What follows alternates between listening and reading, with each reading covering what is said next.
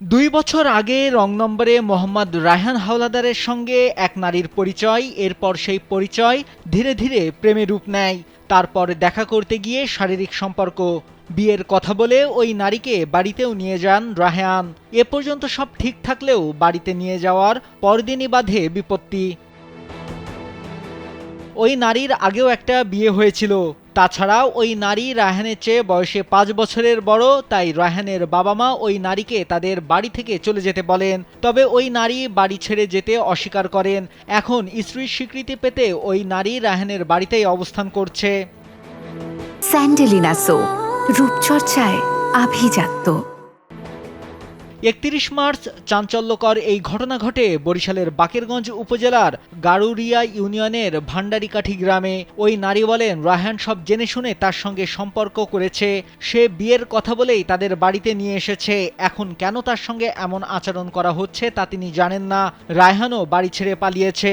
আমার বাড়ির তারা খবর সবাই জানাচ্ছে, আমার বাড়িতে আমার কেউ সাপোর্ট দেবে না। আমার এর আগে বিবাহ হয়েছে ফ্যামিলি সম্পর্কে, কিন্তু ছেলে আমার বাড়ি আসে না, আর ছেলের বাড়িতে আমারে নেয় না।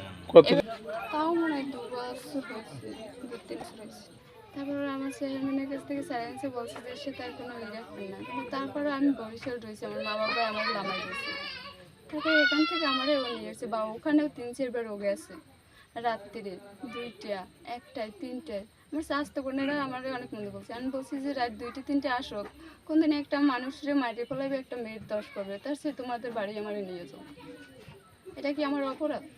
বলছে আচ্ছা, আমার মা বাবা তোমার কিছু বলবে না, আমি তোমাদের আমার বাড়িতে নিয়ে যাবো, কেউ অপমান করবে।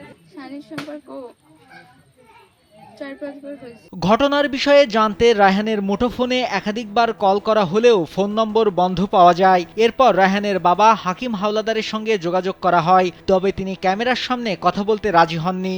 অফ ক্যামেরায় তিনি বলেন, ওই নারীর আগে সংসার ছিল, বয়সেও অনেক বড়, এমন সম্পর্ক মেনে নেওয়া যায় না। এ ব্যাপারে বাকেরগঞ্জ থানার ভারপ্রাপ্ত কর্মকর্তা সুরজিৎ বড়ুয়া বলেন, বিষয়টি শুনেছেন, ভুক্তভোগী নারীকে উদ্ধার করে থানায় নিয়ে আসা হয়েছে, আইনগত ব্যবস্থা নেওয়ার কথাও জানান তিনি। উক্ত বিষয়টি আমরা শোনার পরে থানা পুলিশ ভুক্তভোগী নারীকে নিয়ে উদ্ধার করে থানায় নিয়ে আসা হয়েছে এবং উক্ত বিষয়ে আইনগত ব্যবস্থা প্রক্রিয়াধীন। এদিকে এমন ঘটনার পর রায়হান হাওলাদারের বাড়িতে গ্রামবাসী ভিড় করছেন। এলাকায় এখন বিষয়টি নিয়ে আলোচনা সমালোচনার ঝড় বইছে।